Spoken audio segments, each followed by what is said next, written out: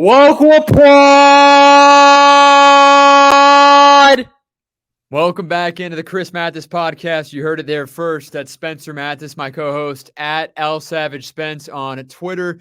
Go give him a follow right now. But welcome back into the podcast. Another exciting edition with a lot going on as NFL preseason is officially over with as of yesterday, and there was a lot of stuff to talk about, including some noise regarding some bubble roster players, guys that are on the mend of making or breaking or missing out on the roster across the National Football League.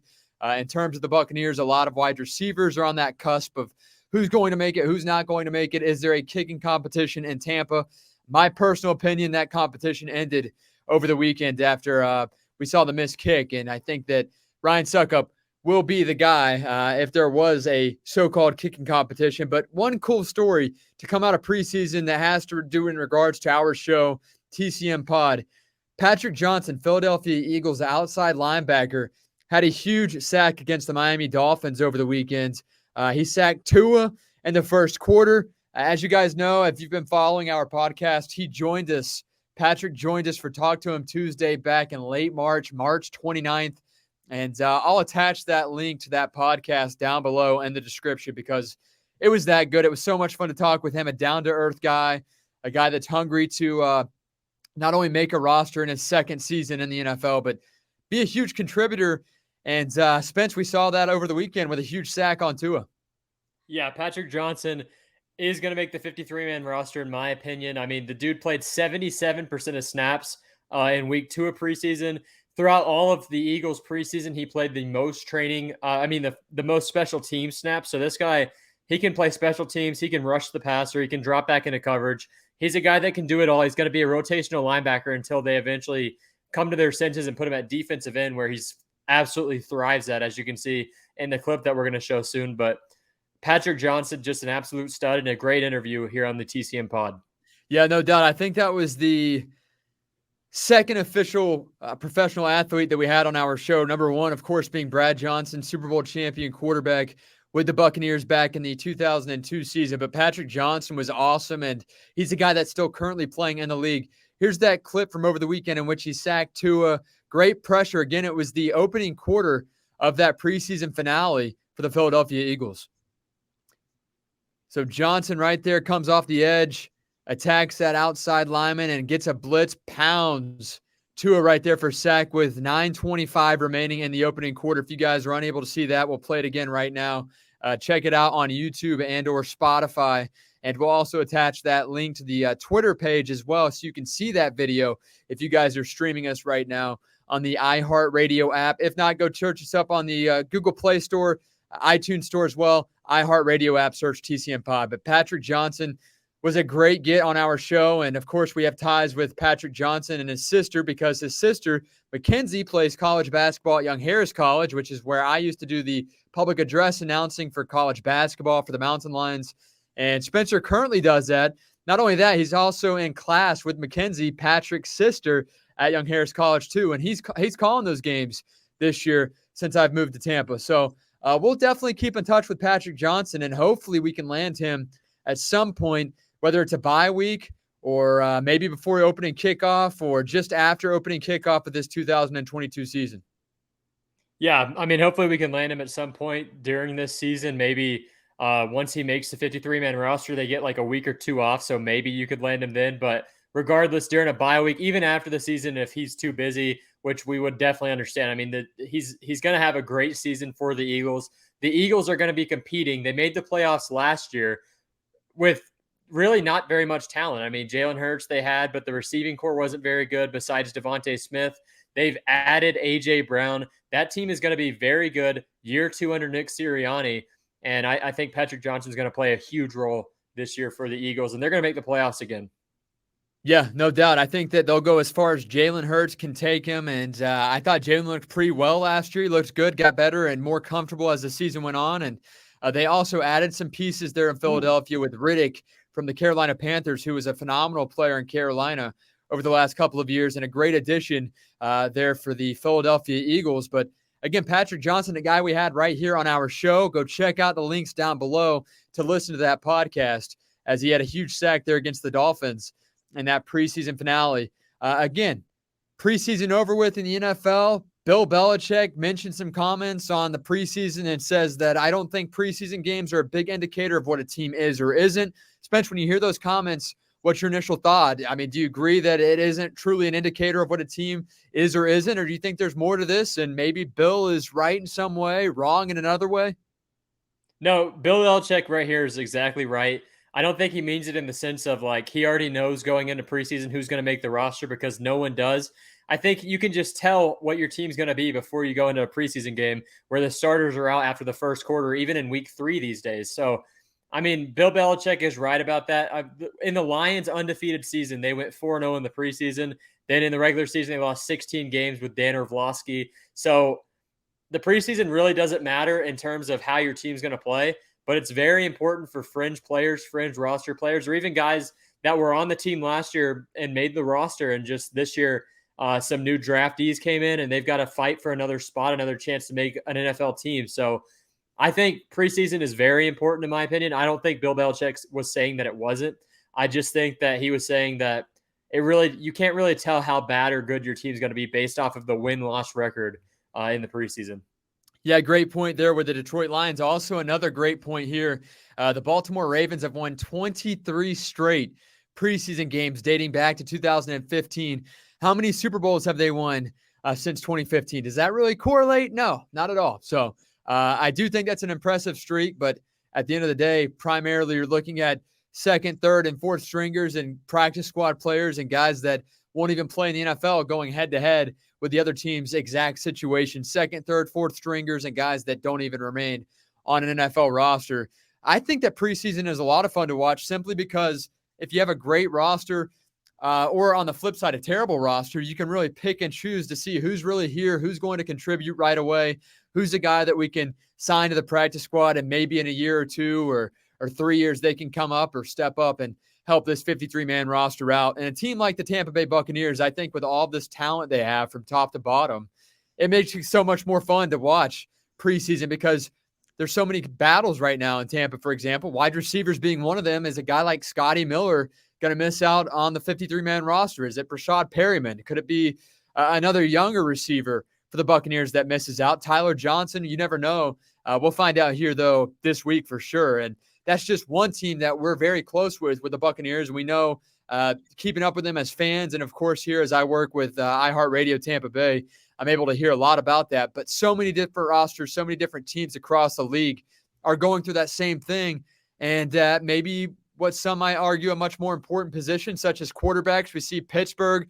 They're still trying to decide who their official quarterback is. Is it Kenny Pickett, the rookie, Mason Rudolph, or is it going to be the guy they brought in, Mitch Trubisky, this offseason to a 2-year, $14.78 million deal?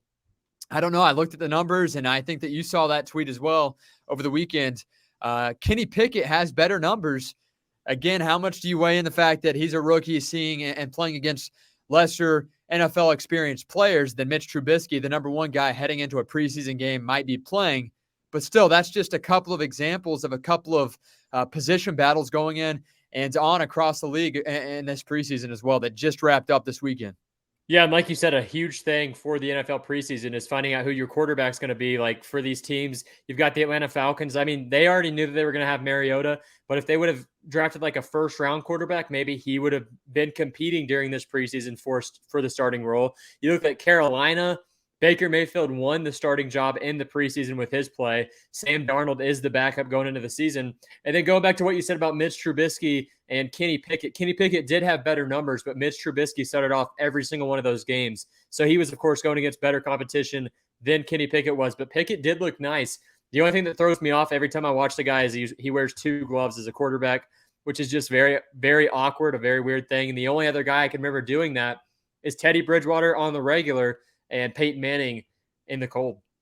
Yeah, and I think that it would throw it off. I mean, obviously, I'm not an NFL caliber quarterback. I would not even play on a high school football team. I'm too old for that, number one. But number two, I'm not good enough to do so. But if you pick up a football with 2 gloves on and you go to throw a tight spiral, it just does not feel the same. And obviously, the majority of quarterbacks would agree as they try to avoid the 2 gloves. And most quarterbacks don't even wear 1 glove, much less 2 like Kenny Pickett. I don't know what the whole philosophy is behind that. Maybe he has smaller hands. That's something that I might want to take a look at. But how much does that help out in terms of being able to grip the ball a lot more? And I feel like there's an extent with a glove that gives you too much grip at the quarterback position. You want to be able to let that thing fling, and if your glove's catching the ball on your release, that's an issue, and that could pose to maybe overthrowing or underthrowing some wide receivers. Yeah, the thing with having your hands too small as a quarterback, you've seen quarterbacks over the years like Jameis Winston, who had the smallest hands in the 2015 draft. He ended up wearing one glove on his left hand just to a better ball security in the pocket whenever he puts both hands on the football in the pocket when he's about to get sacked. But with Kenny Pickett, this is a guy, his hands were pretty small, but I don't think that really matters that much. You look at Baker Mayfield, he's got small hands. He's out there playing. But I just think it comes down to comfortability. He's probably been throwing with two gloves on since middle school at this point. And I feel like whenever he takes it off, he probably can't throw the same as he does with two gloves. So I think we're just going to continue to see this.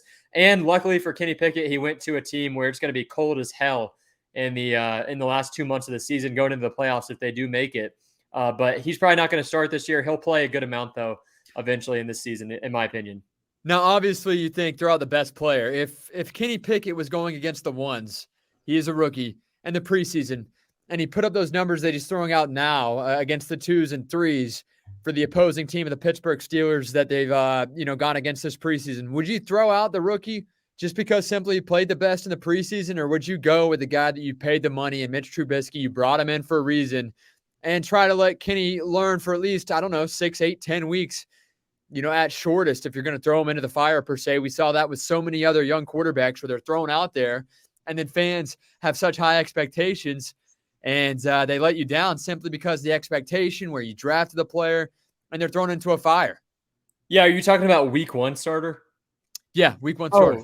Week one starters 100% has to be Mitch Trubisky. This guy's going to be the bridge quarterback until Pickett's ready. That's the reason he went.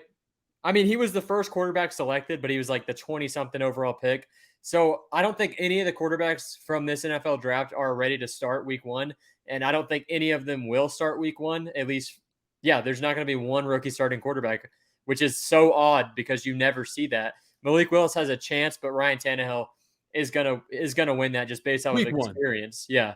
So I think either way you roll out with the veteran quarterback and Mitch Trubisky. You saw this, I mean, a better veteran in Miami a couple of years ago whenever Tua was coming in. You had Ryan Fitzpatrick. He started until they felt Tua was comfortable enough, even though Ryan Fitzpatrick was like 5-3 that season. Whenever they started to put Tua in, they ended up falling out of the playoffs because of it. But that's just something you do. I mean, I think those quarterbacks have to teach the young quarterbacks what to look at whenever you're coming into the NFL, because Matt Ryan in an interview a couple of weeks ago said that he didn't really learn NFL defenses until year 3. He didn't feel comfortable in the pocket. He didn't feel comfortable with the pressure. There's an internal clock in your head as an NFL quarterback that's just not the same in college. So a lot of these guys, unless you're the number one pick, you're not going to start.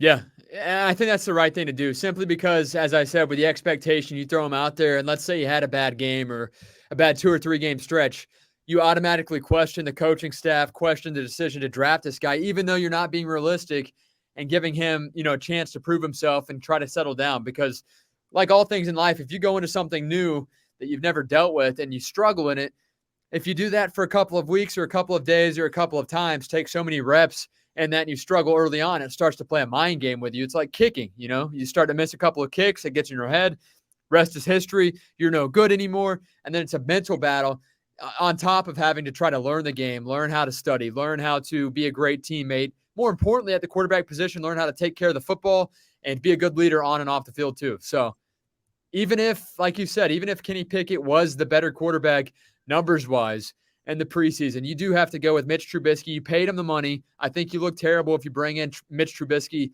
and he's not the starting quarterback week 1.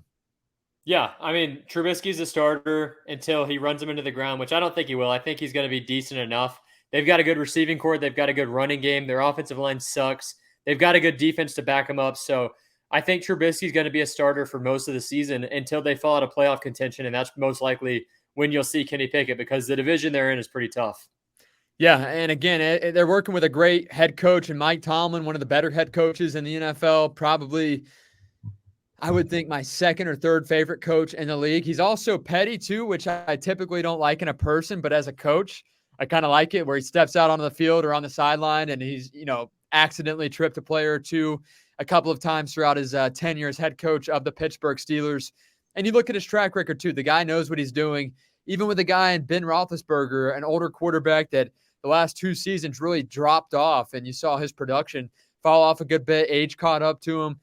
The Steelers were still pretty competitive last year, all things considered, up until that last game or even into the playoffs. They made it to the playoffs last season with Ben Roethlisberger, who was unable to throw more than 15, 20 yards consistently down the field, and they still were a good team. So great situation for Kenny Pickett, the rookie quarterback, not only this year to learn behind a guy in Mitch Trubisky or Mason Rudolph, who is allegedly receiving trading calls. Teams are interested in trading for Mason Rudolph. Speaking of, before we move on to our next topic, talk a little bit about Tom Brady and then a very interesting injury that you don't always see in the NFL that we're going to talk about here momentarily. I forget where I was exactly going with that. What? Spence, what did I just throw out there? Something about the Steelers offense. Oh, Steelers offense. What was that? Ben Roethlisberger in his final season, just not playing well. But what I was going to add to that is that people think that the Steelers are going to be worse than they were last year, but they got better at most positions. They got better receivers again. They're stacked in the receiving core. Pat Freiermuth going into his second year. Ben Roethlisberger, as you mentioned, last year could barely throw a 20-yard pass. He was throwing line of scrimmage passes the entire season. So Trubisky or Kenny Pickett all day are going to be better than Ben Roethlisberger in his final 2 seasons because he completely fell off a cliff. And now you've got either Mitch Trubisky or Kenny Pickett or even Mason Rudolph. Oh, I know where I was going with that. Mason Rudolph, allegedly teams are trying to trade for this guy. Would you be interested for the right price to get a guy like Mason Rudolph? And is there any team that would potentially give Mason a starting job other than the Pittsburgh Steelers? Well, I don't know. If I look at the entire NFL right now, I don't think any team would want to start Mason Rudolph. Maybe a team with a very good quarterback that just doesn't have a great backup would trade for him because right now he's going to be number 3 on the Steelers chart. And most teams only carry 2 or 3 quarterbacks, and most of the time it's 2 quarterbacks on the regular roster and then 1 on the practice squad. So Rudolph, I don't know if he's even going to be with the Steelers this year. So I think that they're trying to trade him right now because regardless, going into the season, he's QB3. But no, I would not trade for him. Yeah, talking about a quarterback here that is not QB3, Tom Brady, of course. And one guy that is obviously QB3 is Kyle Trask, who's in his second year as Buccaneer quarterback out of Florida. High pick, maybe taken too high just 2 years ago. And we saw him this preseason. I thought that his internal clock isn't necessarily the greatest. And I know he's playing with some second, third stringers, but I've seen Kyle Trask, kind of fail there on a play clock in his head. You talk about the mental clock a few minutes ago. The great quarterbacks have that, know when to get rid of the football. Before we talk about Tom Brady, who's not in question as the Buccaneers starting quarterback, other than where did Tom Brady go for 11 days? What do you think about Kyle Trask and what he's going to do for this team, the Buccaneers, over the next couple of years, and if he is the guy after Tom Brady? Yeah, I'm not a Kyle Trask hater like a lot of Buccaneers fans are, but I do think that was a completely wasted draft pick for Tampa Bay. The Super Bowl window was wide open. You pick a quarterback that you didn't need in the second round. He ended up being the number 3 quarterback his first year. He's going to be number 3 quarterback again. So it's not looking great for Kyle Trask. And in the future, whenever Brady does retire, I don't even know if he's going to be the guy. Yeah, I'm questioning it as well. I think that maybe at the end of the day, the 11-day hiatus of Tom Brady maybe was good for the Buccaneers because they were able to see Kyle Trask, obviously not as the number 1 over Blaine Gabbert in training camp or at practice, but he was out there as QB number 2, playing with obviously a little bit more better talent and the second stringers across the board. But Tom Brady was out for 11 days as he took some time off and he returned to action over the weekend against the Indianapolis Colts. He played 1 series this entire preseason, and it was an 11-play drive that led to a field goal against the Colts on Saturday. He went 6 for 8, 44 yards passing. I thought he looked pretty good. I think he overthrew Mike Evans on the second or third pass attempt of the ball game. But other than that, Tom Brady looked right in rhythm. There was one great throw where it looked like a dot, and Tom Brady does not look like he lost a step. All things considered, were you concerned when Tom Brady stepped away for 11 days? Or were we one of those guys that thought, hey, it's Tom Brady, he's the greatest to ever do it, we're okay?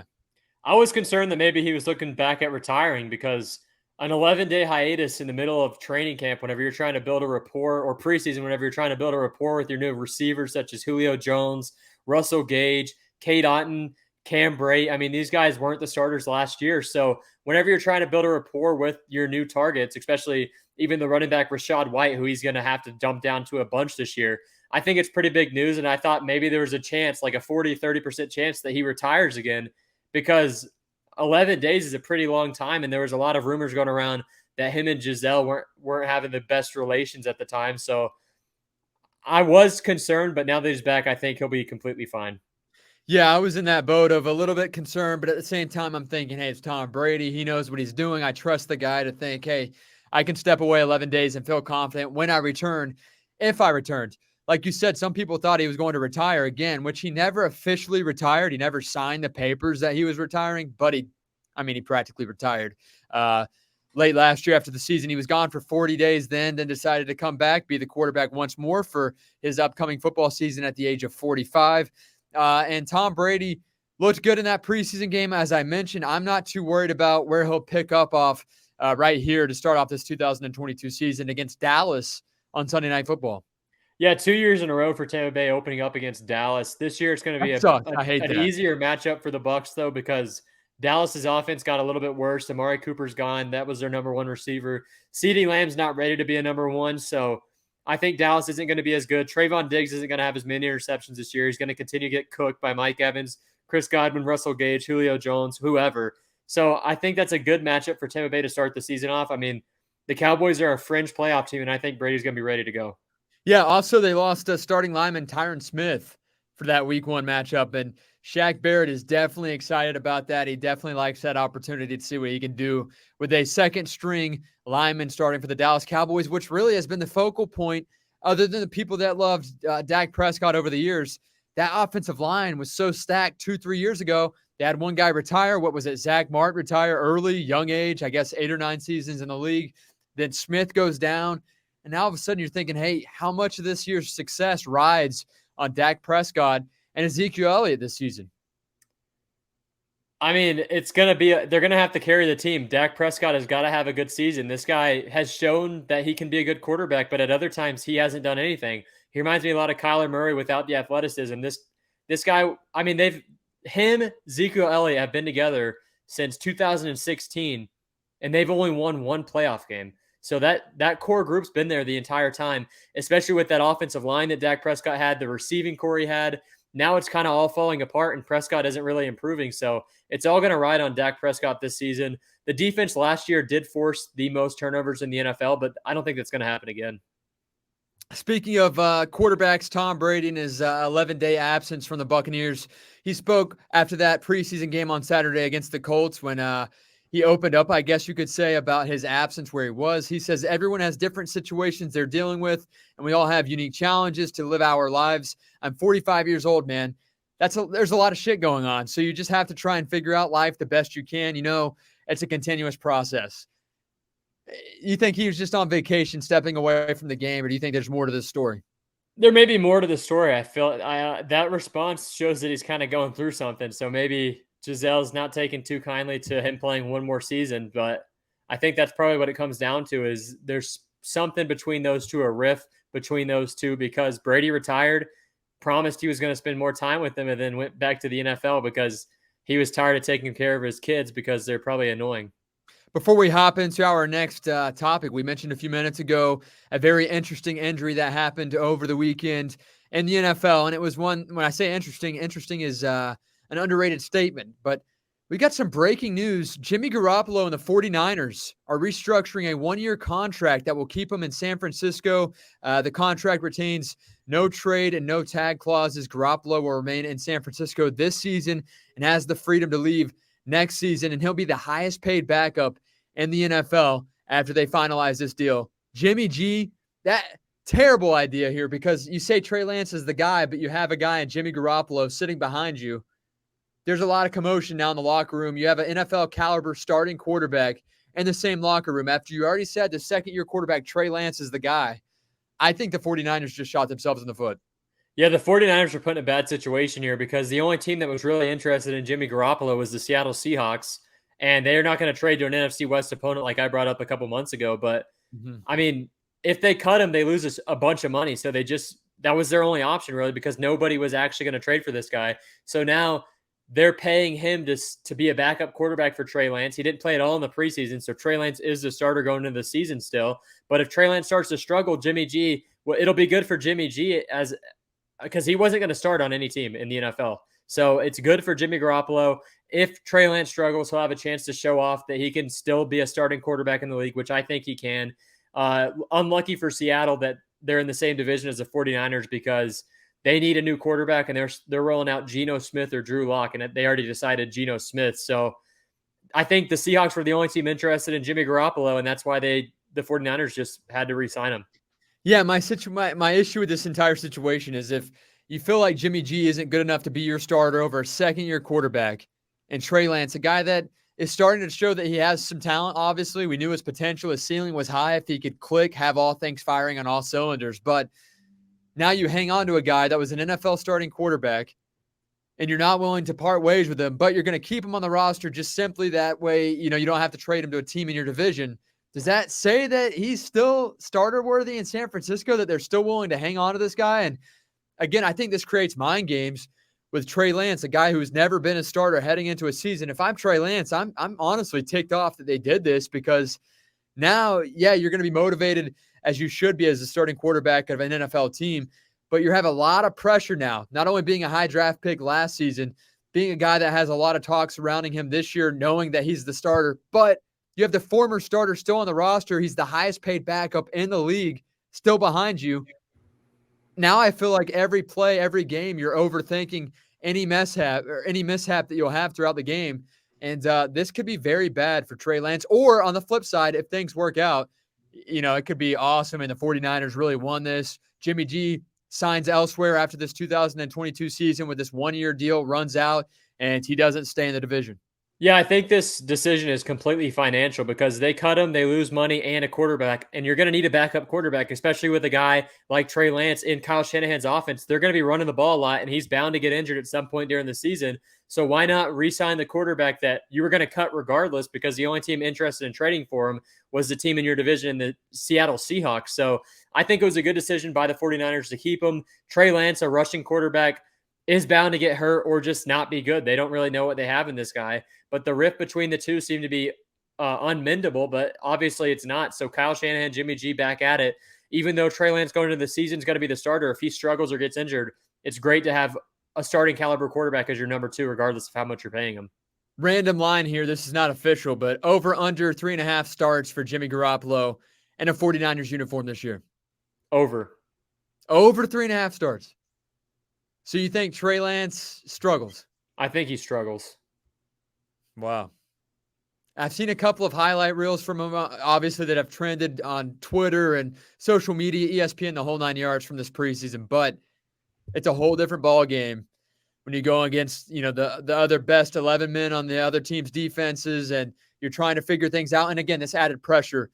Also want to make note that this episode brought to you by Information on Demand pre-employment background screening services, offering fast, accurate, and affordable background screening services. Whether you need criminal background checks, drug screenings, E-Verify, academic accreditations, or other screening services, Information on Demand has you covered. You can rest easy knowing a highly trained search team will get you the information you need in just 8 hours or less. That's right, just 8 hours or less. They're fast, accurate, and affordable. That's Information on Demand. Give them a call today, 855-914-4636. Check out the link in the description or visit them today, informationondemand.net. And we teased the craziest injury in a long time earlier on in the show. This is a very interesting injury. And when I first saw it kind of surface on social media, I thought it was a lie. Poe.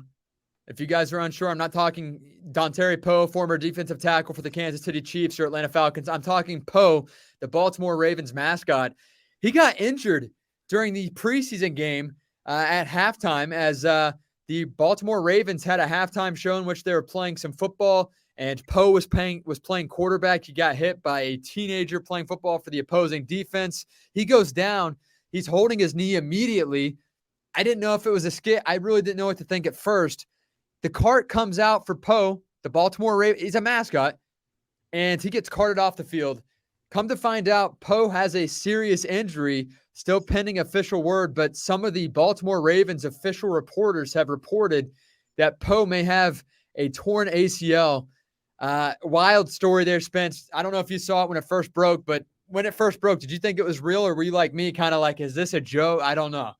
No, I knew it was real because you don't joke around with a guy like Poe. I mean, this guy was playing out of position in that game as the starting quarterback, but the Ravens really were trying to get this guy involved in their offense. They wanted to put him at number one receiver in front of Rashad Bateman because their receiving core has taken a big hit since Hollywood Brown left. So this is a huge loss for the Baltimore Ravens because this was going to be their number one receiver heading into the 2022 season, and now they're without the bird that could fly. I mean, Poe can no longer fly down the field past opposing defenses.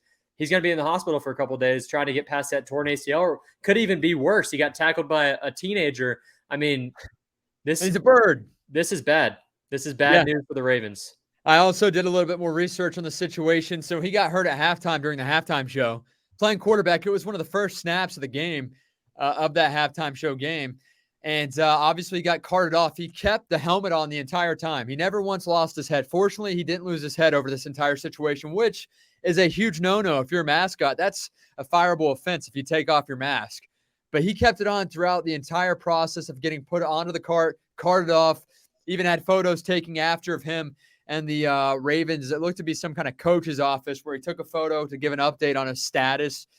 Well, the Ravens replaced him at the start of the third quarter with a new mascot. Fans went crazy because Poe number 2 came out and showed out, and it was as if Poe number 1 never once got hurt, which I don't know if I'm Poe number 2, if you get workman's comp for that. I don't know if you lose your job, because now he's thinking, man, I did my job.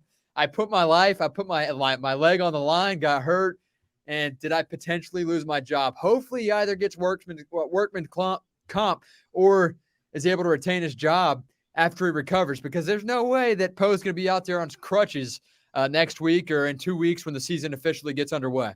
Yeah, this is just super sad because it just proves that the original Poe was just a cog in our machine, our American machine. Poe was just a cog. They easily replaced him. I mean, Poe number 2 isn't going to be the receiver that Poe number 1 was. And I think fans are going to see that come week 1, because Poe number 1 was projected to have a season like Tyreek Hill did in 2018, over 1,500 yards. He was going to be the best receiver in the NFL this year. I mean, he had extra padding. He had an actual bird helmet on. And this guy that plays Poe is an absolute American hero. And it reminds me of the Spider-Man scene on the train whenever they refused to reveal who the actual Spider-Man was. Poe, through his torn ACL, probably dying of heat, in pain, realizing his career may be over as the number 1 receiver for the Ravens. I mean, this guy is an absolute hero. He never revealed who he was. And now we're never going to know, because I don't know if Poe's going to make it. Yeah, and will Poe, obviously his life's more important, but will Poe ever step back out on that field? Poe number 1 may have just lost his job, which it does stink, because it's bad we're making a joke out of it. But truly, when I first saw the headline, I tweeted it out. Go follow me on Twitter at @Mathis, and follow our podcast at @TCM_pod right there underneath me on the video if you guys are streaming on YouTube or Spotify. But at first I thought it was fake, but then I see all these reporters that are keeping up with it. Ravens put out an official tweet, an update saying an MRI is pending this week. We'll have more then. So we'll find out the situation on Poe. I think that some of the reporters for the Ravens, the beat writers, will keep us up to date, because, as you said, a huge loss for that Baltimore Ravens offense, and, of course, that fan experience there for the Baltimore Ravens. And the worst part about this is my fantasy draft is tonight at 8:30, and I was picking number 9. He was projected to still be there. Maybe he's been going in the top 10 through every single fantasy draft so far, and now he's just out for season. It's just he's done, so man. Yeah, he's done. So yeah, sad. I got to scratch him off. I had him at number 11, but you had him top 10. So. I had him at number 9. I was ready to pull the trigger. I was thinking him and Lamar had a great chemistry during the preseason. I don't know if you got to watch him play at halftime, but this dude could run the triple option better than any bird mascot I've ever seen in my entire life. And now he's just gone for the season and was easily replaced with a guy who's not going to be as talented on the field as Poe number 1 was. Incredible podcast here. Thank you guys for checking us out on Spotify, YouTube, Twitter, the whole 9 yards. A big time shout out to our sponsor, Information on Demand. Again, check out the links, the bio down below. Information on Demand, 855-914-4636, or visit informationondemand.net. As always, thanks for tuning in to the Chris Mathis podcast. Bye, freaks.